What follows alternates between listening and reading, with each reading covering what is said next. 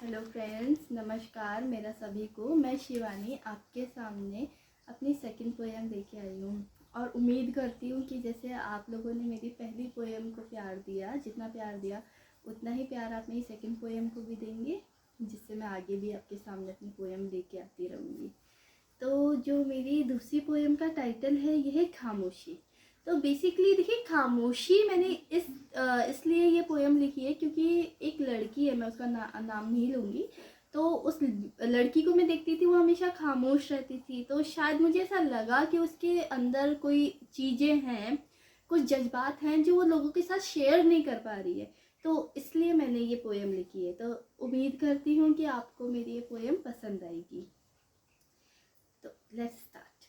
जब खामोश होते हैं लब, जब खामोश होते हैं लब, तब बोल उठते हैं हमदम। जब खामोश होते हैं लब, तब बोल उठते हैं हमदम। जब खामोश होते हैं लब, तब बोल उठते हैं हमदम। जब खामोशी की झनकारों से, जब खामोशी की झनकारों में लिपटे होते हैं कदम, तब नाचते हैं, तब नाचते हैं यादों के अंगारों में यह मंजर। तब नाचते हैं यादों के अंगारों में यह मंजर। यूं तो कह दिया हमने, यूं तो कह दिया हमने कि कुछ याद नहीं हमें। यूं तो कह दिया हमने कि कुछ याद नहीं हमें। मगर खामोश दिल में, मगर खामोश दिल में उठने वाले, मगर खामोश दिल में उठने वाले समंदर को सहलाएं कैसे। मगर खामोश दिल में उठने वाले समंदर को सहलाएं कैसे।